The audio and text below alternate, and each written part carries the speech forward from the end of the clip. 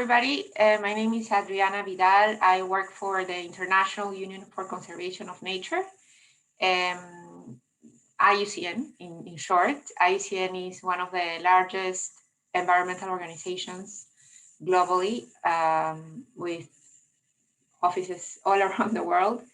And as you might imagine, our purpose and mandate is to protect nature, and also support human well-being with the sustainable use of nature. So this presentation is going to focus on one type of ecosystem, but also the relations between that type of ecosystem, which is forests, and other terrestrial areas, which can be agriculture, or other types of ecosystems nearby, mangroves, peatlands, etc. So look at it from the point of view of terrestrial ecosystems, natural and managed as well. So let me share my screen so we can start.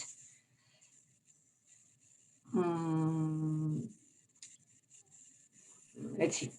Sorry, I made a change last minute. So Deborah, do you see my big screen? I can see it now. Oh, yeah, you don't see the screen with comments, right? No, we just see the slide deck now. Okay, cool. So probably you've heard this from other presentations, but I just wanted to give you a quick recap of some basics. So when we talk about forests as natural ecosystems, we have to, it is always useful to keep in mind what's the value of it, what does it do beyond looking at the trees, you know, what does it do? So there are a lot of interactions and benefits coming from the biodiversity that exists within an ecosystem. So as you can see, there's 3 circles. You have first the ecosystems, whatever it is, being terrestrial, water, mountains, and then you have the species that live within those ecosystems, being I don't know, mammals, invertebrates, plants, etc. And within those species, you can see the variations, the subspecies, and the genes. All of that is what you can see, or you will find in an ecosystem, right?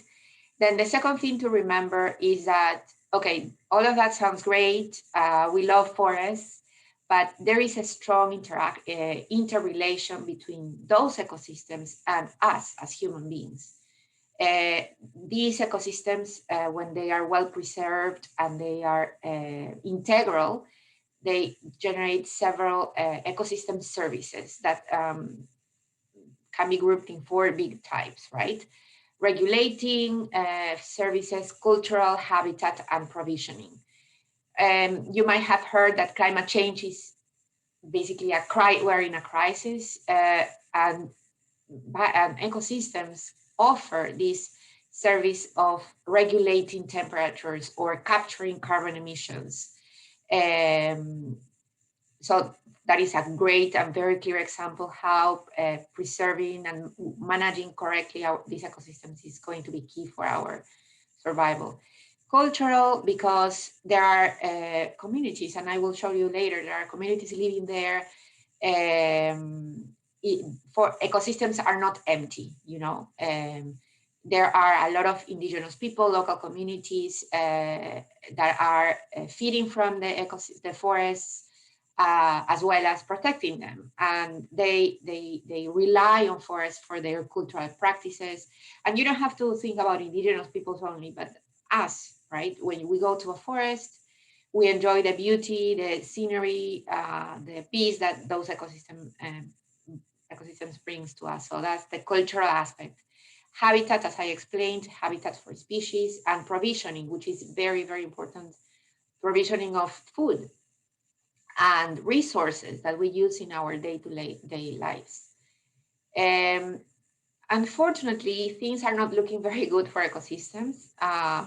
This is a chart that is very straightforward. All the arrows that you see going down means that these services that I just explained to you are in decline. And this is because of the loss of ecosystems, the loss of habitats, and species. And this has a very direct connection with people.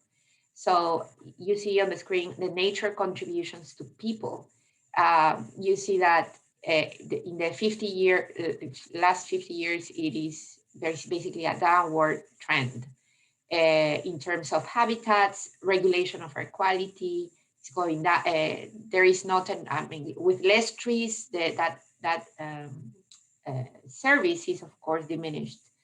And look at for instance, the issue about materials and food.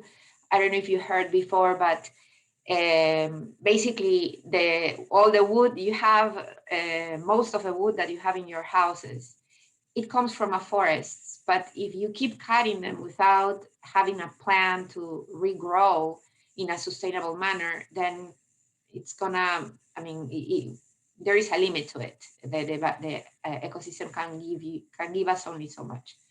So we are not looking at a positive trend here.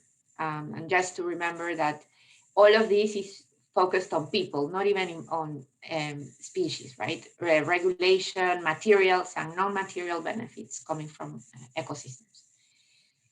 And this is connected to what I said before.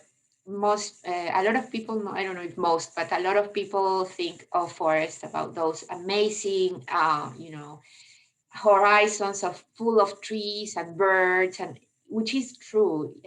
Those are forests, but I invite you to look closer to these ecosystems because they are not empty of people. On the contrary, most of the global forests are inhabited, meaning that people living within these forests, they have customary rights, meaning that they don't have a deed or a legal document. They just live there for the last centuries, and they are the guardians of forests. And they are serving from them, but also protecting them. And we are not talking about the far away communities that non-contacted indigenous peoples, but we're talking about people like in the pictures, people that make their lives day to day from forests. Now the risk, sorry, I'm moving this for a second.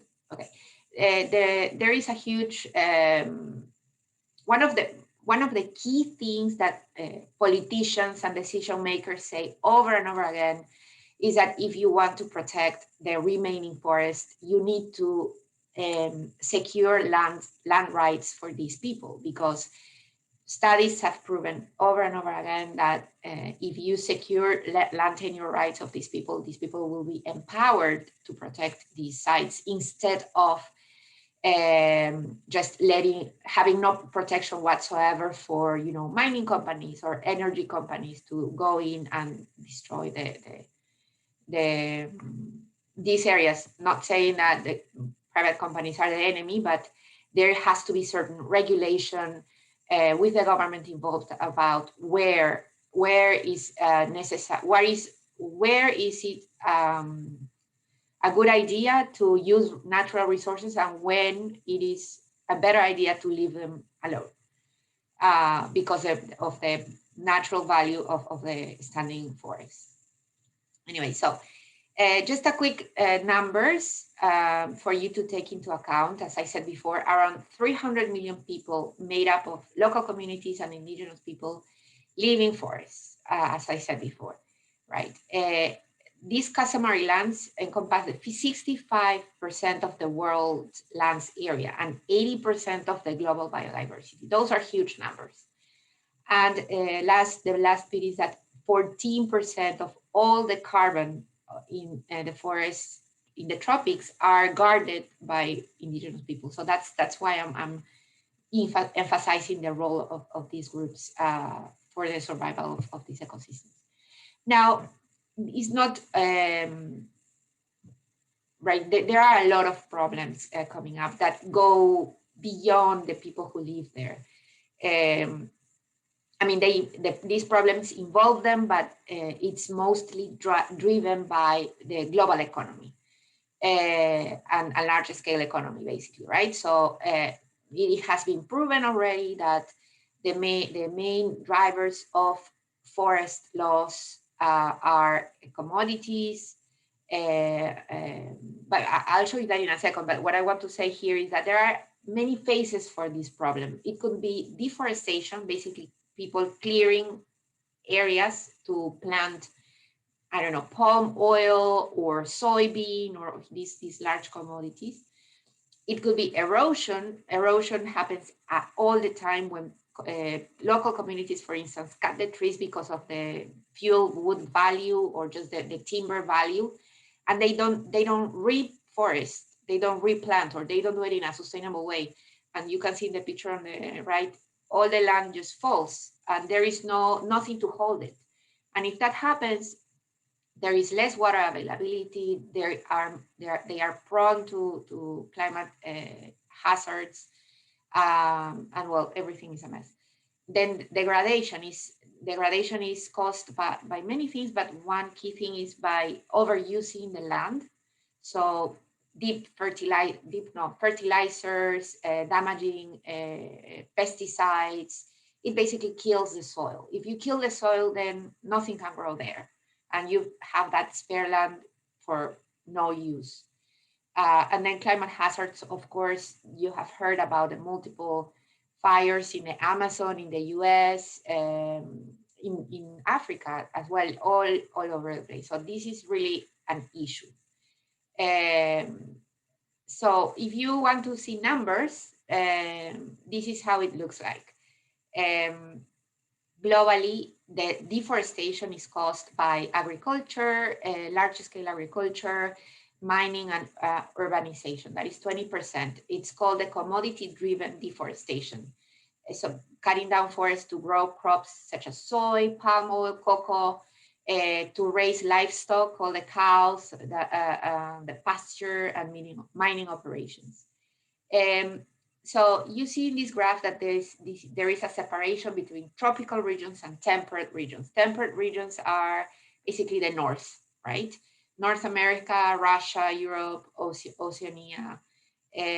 The drivers of deforestation in those cases are different. As you see, most of the sources of deforestation are wildfires.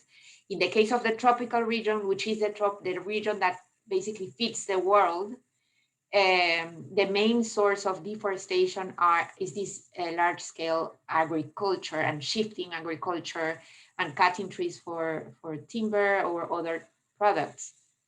So the message is very clear. We need to do something about tropical forests. Not only because, one of the main arguments is because the tropical regions hold the largest biodiversity in the whole world. They hold some of the richest and most diverse ecosystems on the planet. So if we lose them forever. And so, yeah, that is basically where we are at. More data if you want to use this information for your work. 2 billion hectares of deforested and degraded land exists. And if we keep with these trends, 90% of the earth by 2050 will be degraded. Degraded doesn't mean totally cleared from trees, but it means that, it could be totally cleared from trees and not being able to be used for any productive purposes. But degraded also means areas with spare trees here and there that they don't really serve a purpose anymore because all the species are gone, the soil is not rich anymore. So the spare trees that are there, they don't serve a habitat purpose, basically. Now, I wanted to show you another graph before we talk about solutions, which is focused on global carbon emissions, related to climate change and global warming. This is a very interesting graph because it shows you that, of course, the main source of emissions around the world, it comes from energy, coming from industry, cars, transport, being, maritime transportation, of course, airplanes, as well as energy from buildings. But look at the graph. over 18% of the emissions come from agriculture. Look, now the important thing about looking at this graph is that although it is only, quote, quote, 18%, you are not only emitting carbon dioxide in your, when you change, or other gases actually, when you, you know, cut a tree or forest, or basically grow things where they are not supposed to be, you are losing areas forever. Those areas are not going to come back. It doesn't matter that you clear a forest and then you say, oh, I'm going to plant some here and there. What was before, it's not going to come back. But there, the key thing is to realize, and this is a fact as well, that the area that exists in the world without forests that have been already cleared, those areas can provide the food and resources that humans need for their survival. So we don't need to cut more forests. We don't need to do that. We can also start by reducing emissions from other sources, but like, for instance, reducing our livestock production, which is, of course, in direct relation with our consumption of meat, etc. Well, that's another story. What I want to focus is on another type of solution. So you see all the problems, you see the issues that are at stake. However, solutions are in the sense of the trinity of solutions, which is conserving, restoring, and sustainably manage, right? I'm sure that in the previous presentations, you've heard a lot about conserving. That is absolutely key. But then the other two parts of the triangle, let's say, it's restore what has been degraded, cleared, deforested, and sustainably managed, which I have been mentioning before. These three main solutions could generate a third of the carbon capture that we need for 2030, meaning that we, as you know, we are all in the race to reduce our emissions, to stop global warming. And in order to do that, we need to reduce the amount of CO2 that we emit. Land, if you conserve and you restore and you sustainably manage across the globe, land could contribute with that reduction in 1/3. So that is a lot. That is a lot coming from one sector of the economy. So I want to focus amongst these three solutions on restoration. Restoration, what does it mean, right? Specifically forest landscape restoration. So forest landscape restoration is an approach, a holistic approach, a comprehensive approach that looks at the land it takes a step back and looks at the landscape, right? It doesn't only look at the, 100 hectares or something like that. It looks at what do you have in place, all the interactions that exist between water, trees, species, humans, and how can what do we need to do to first improve ecosystem integrity? So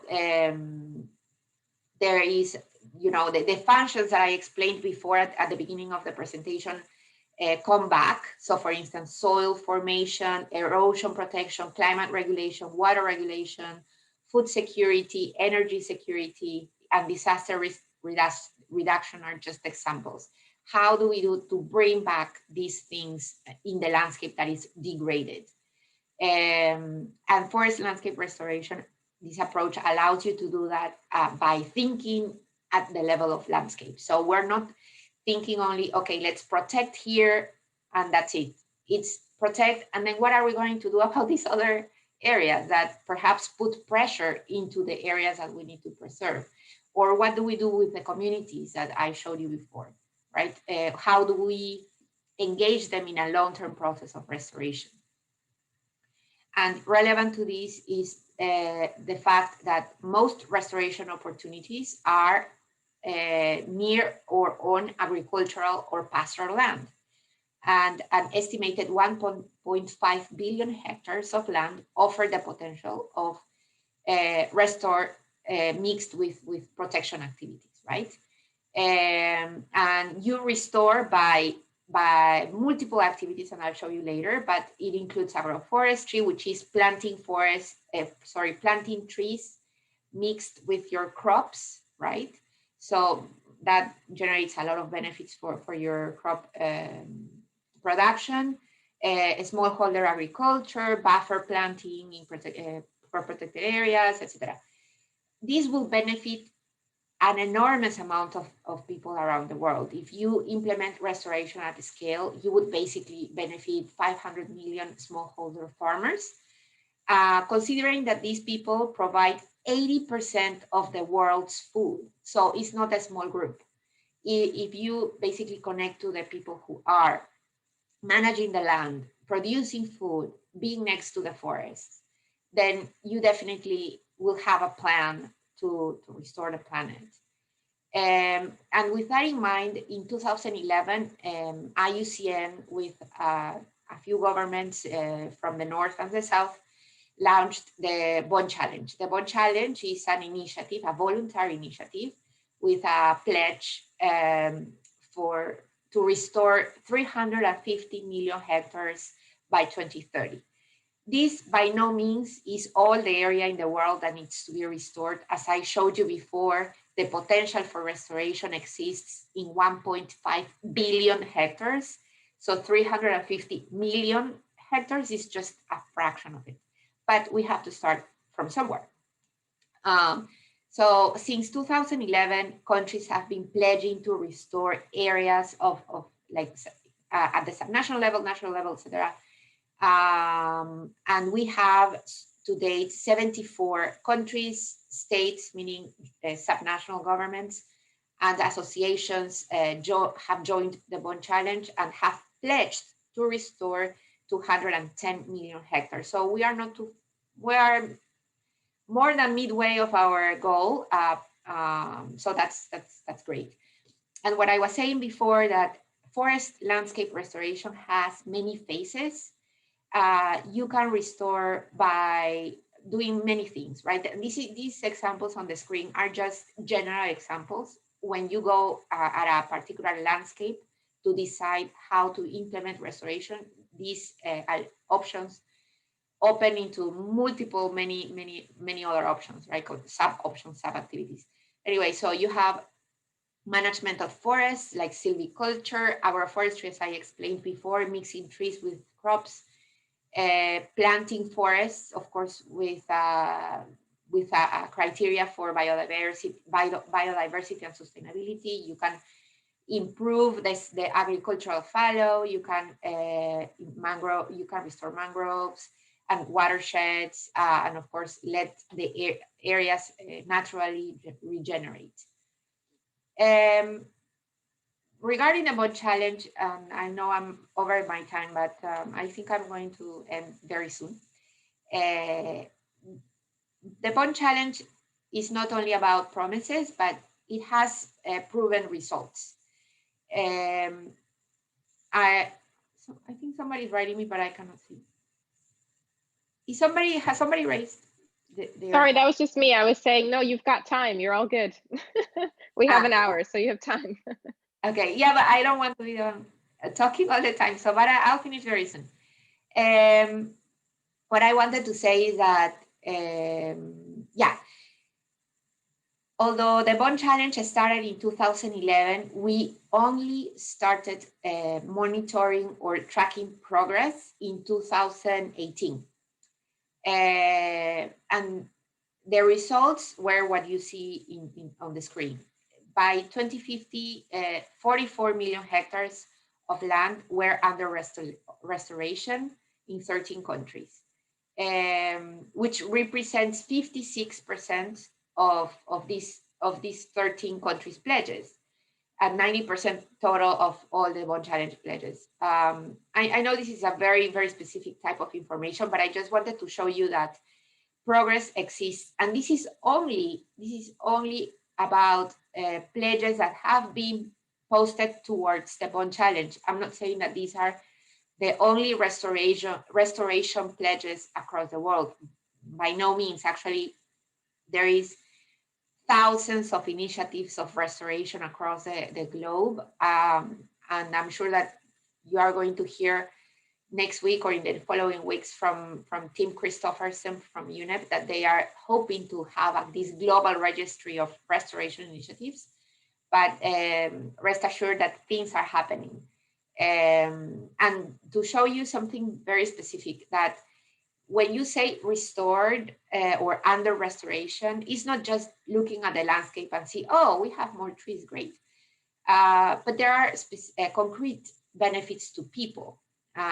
For instance, within those 44 million hectares under restoration, you see that there were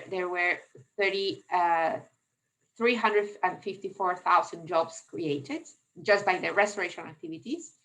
An average investment per hectare of at least $235, and the sequestration of a lot of billions of tons of carbon.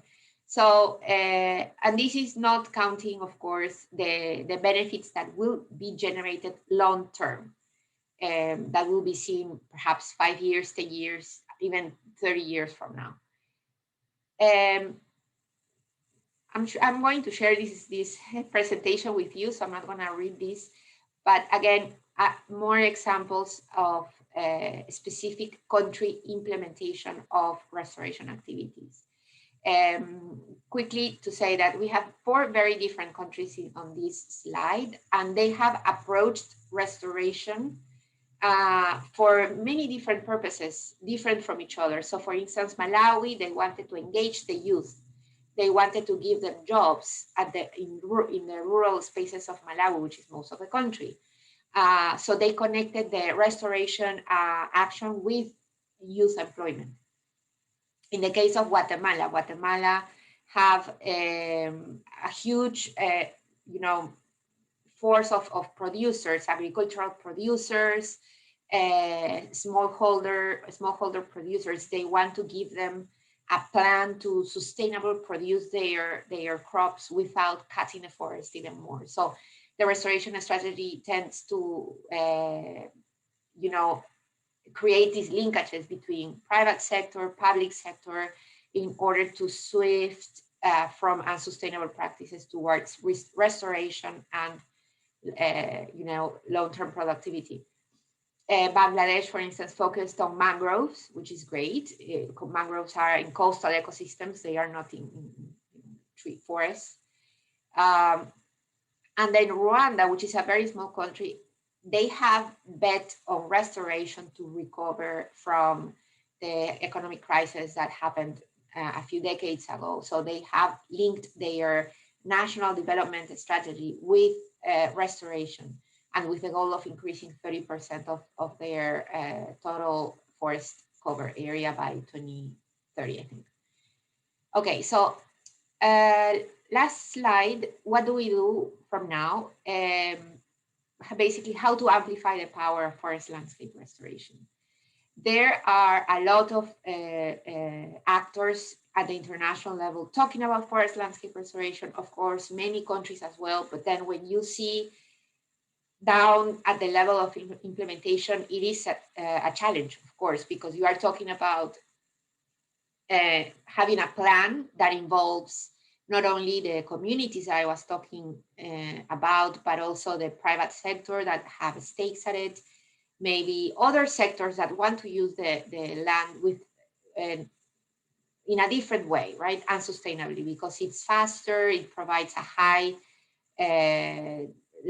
return, like in terms of time, is very fast, but then they are not necessarily worried about what's going to happen next. So there is a lot of negotiation to happen and a lot of planification. So these are 3 things that I found that, they resonated with me. They are from an article, which link I'll leave in the slides. And they divided in 3 key things, right? Keep the motivation going. You need to understand what's the context. In order to motivate actors to implement restoration, you need to understand what the context is, basically. What are the interests of the people on the ground or other actors? What are the drivers of forest loss, whether it's commodity production, whether it's fuel wood, whether it is, you know, shifting agricultural livestock, and then how to make a plan to contain those activities, make them, I guess, more efficient without losing more natural ecosystems and restoring the space, right? And that is what's going to secure long-term success in terms of motivation. Then when you implement, you have to have the money. Money coming from government incentives, private sector investment, the finance sector. There has to be the money to invest long-term in restoration, because if there is no funds to do this, to change the ways of people, then it's not going to happen. For instance, there are many examples, and I will just give you a couple, but there are many. Governments give incentives to smallholders to reforest a particular area of their land. And these incentives are money or tax credits or rebates, and so on. Or the incentives come from private companies that are pressured, and as consumers, we need to do more to do this pressure. They are pressured to change the ways they have to produce things. So those companies that are more and more committed to produce or to have their products with zero deforestation, those companies are also looking into ways of doing that, and then of course restore the landscape. So that is in direct connection with the people who are at the end working on the ground. So there has to be a sustained financing source to allow restoration to happen. And then in terms of sustaining, as I said before, is long-term financing, fair access to benefits. Of course, the people who work on the land, they need to be able to access the benefits of restoration. And in that way, things may work. I wanted to show you a video, but I've been told that it doesn't look good on Zoom. I sent you the link, nevertheless, on the chat box. You are more than welcome to look at it. It's basically a summary of the things that we've talked about. And that's all. That's all from my side. Thank you, and I'm sorry to go over my time. Thank you so much, Adriana. I don't think you've gone over. It's great timing. And yeah, please, everyone, have a look at the video that Adriana shared. It's, yeah, over Zoom, it can be not great to look at the video, so we can look at it separately. But wanted to open up the floor for questions. As usual, I've got a couple, but I'll let other people hop in first.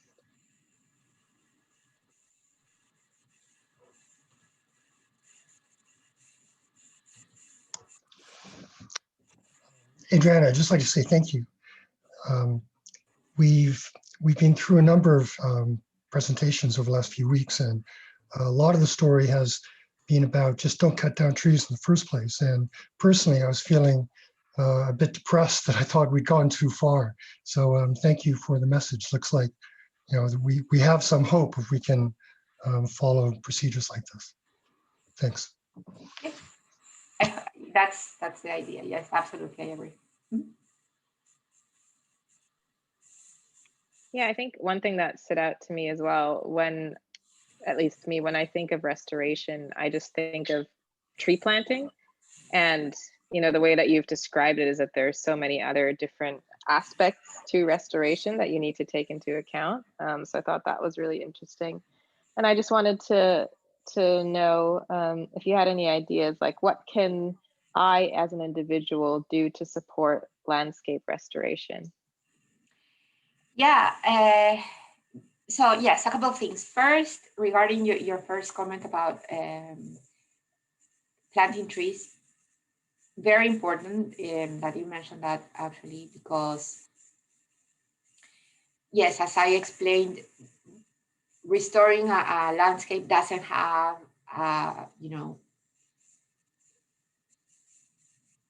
restoring a landscape should be planned based on the needs of the landscape, of the ecosystem itself, right?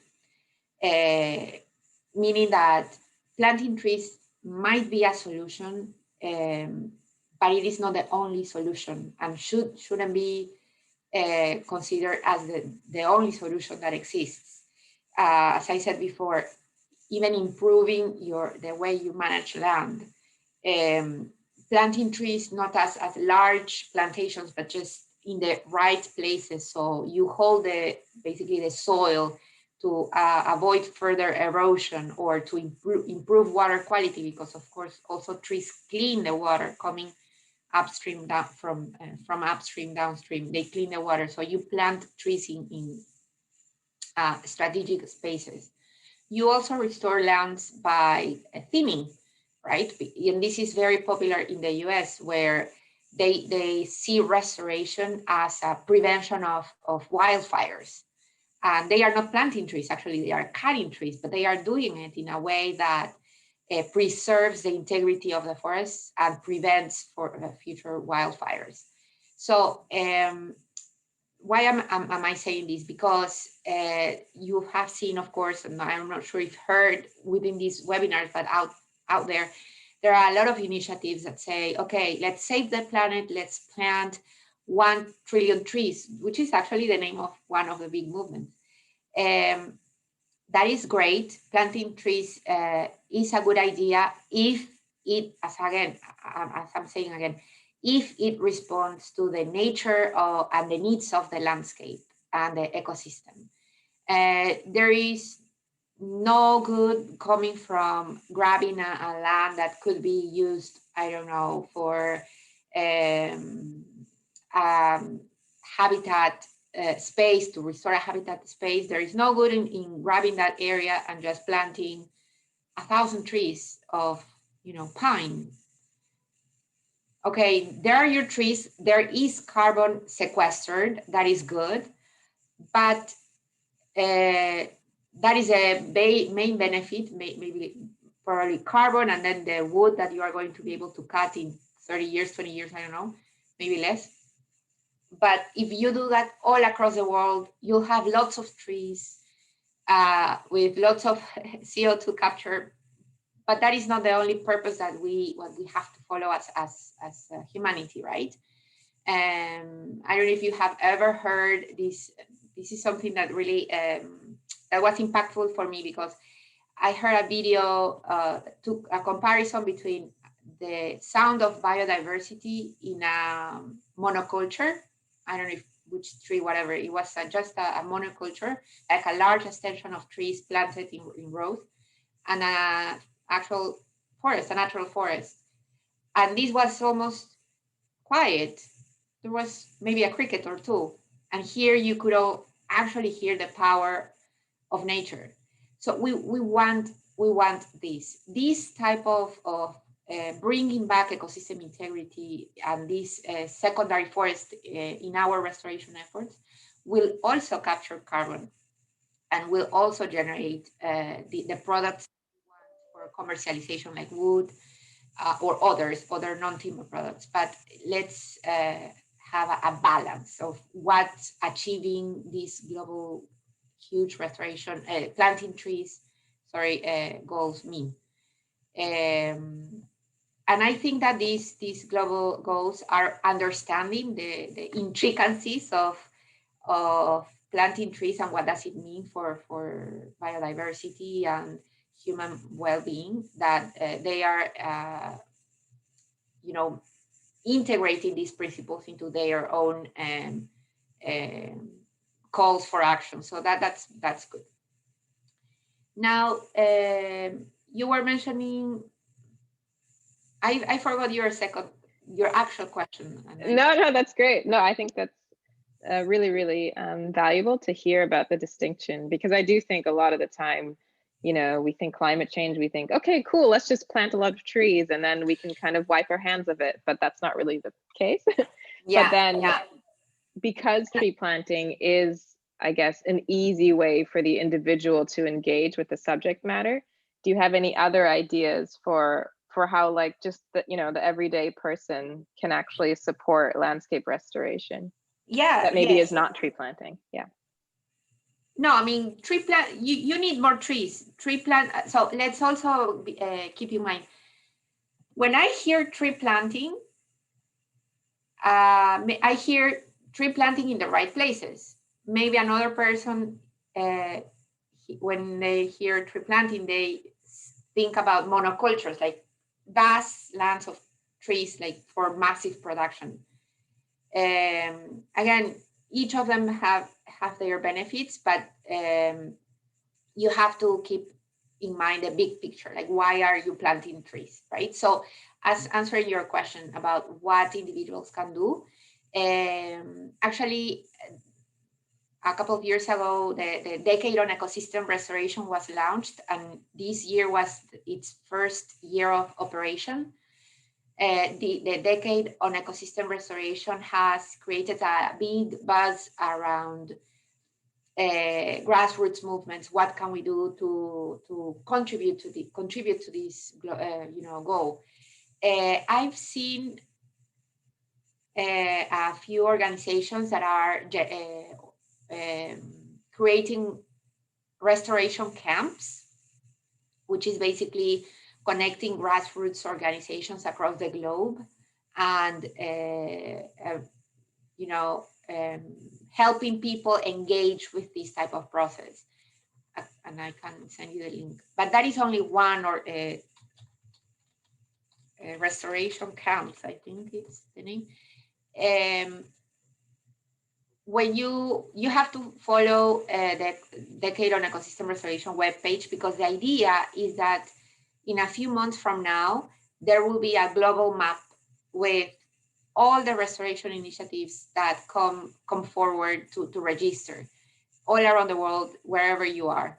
And if you find restoration initiatives nearby, you can join, because most of the time these restoration initiatives need people to actually do the activities. So volunteers will be highly requested. But what I just sent you is an idea. I don't know if it exists in all the countries you are now, but yeah, that I can see from the map that there is one in the UK, for instance.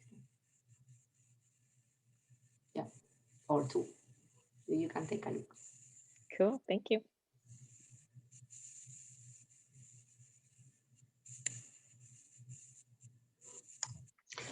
Could I throw another idea out? Adriana, I was thinking about your comments about indigenous people, so people already living in the forests. And I was struck by how much of the forest is actually inhabited.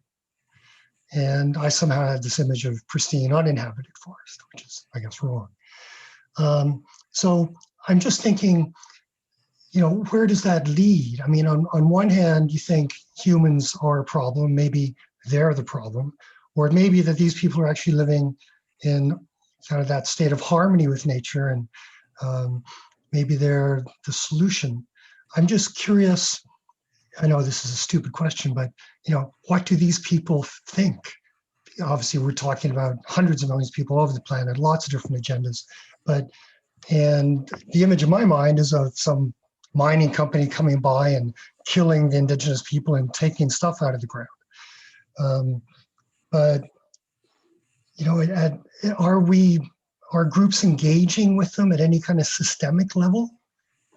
Yeah, absolutely. Indigenous peoples and local communities are organized. Well, first, going to your first comment, they are protectors of forests. There are studies that show that whenever indigenous peoples and local communities have received secured land rights, like legal land rights, those forested areas stay standing. Those areas don't go away. They actually protect them because the vision that they have of the world is very different from us. I mean, it's basically forests are an entity that they have to protect, and they of course they open areas for agriculture, etc. But they have a different way of doing it. It's not at the scale that creates an impact, first of all, and second of all, they do it in a way that allows regeneration, restoration, etc. Of course, these people, this group of people, these millions of people are organized within their communities. There are different levels of organization and governance. And at the international level, their voices are heard, not as much, unfortunately, not as much as we want to, but there are, for instance, regional indigenous peoples organizations that represent peoples from the Amazon, let's say, or peoples from Asia, peoples from Africa. These groups are involved in the international conversations, and they remind decision makers all the time about the atrocities that are happening for them, for their lives. As you correctly mentioned, when there is a conflict of interest between a new economic activity and their land, and if their land is not secured necessarily, there are going to be conflicts, and then terrible things happen. But I believe that we are in a better position than we were before, but it's not, we're far away from actually providing these people to the full extent of protection and support that they need.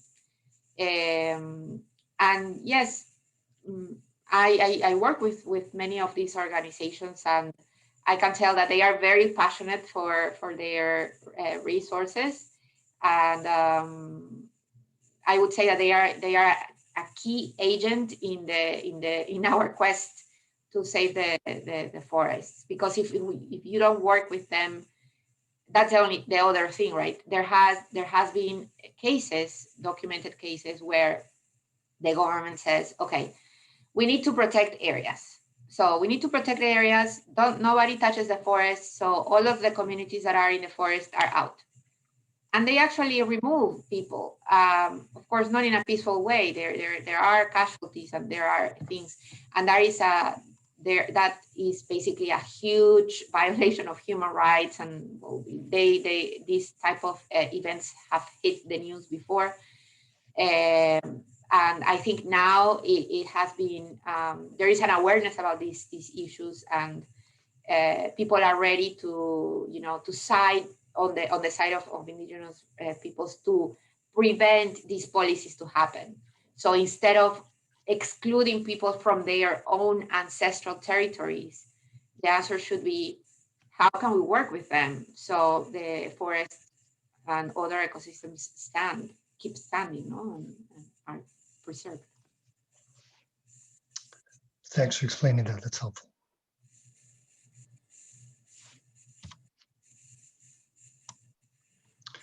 Can I just throw another idea at you?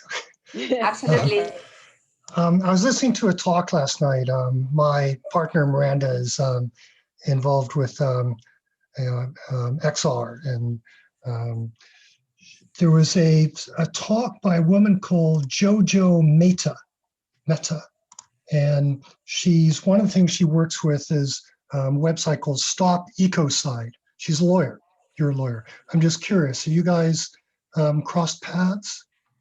No, Stop Ecocide. Stopecocide.earth. Yes, I just saw it. Essentially what they're trying to do is use the International Criminal Court and make ecocide, kind of the environmental equivalent of genocide, a crime. Yeah. And the idea being that if there's one thing that's going to scare a CEO of a resource company, it's being accused of a crime and thrown in jail. Yeah.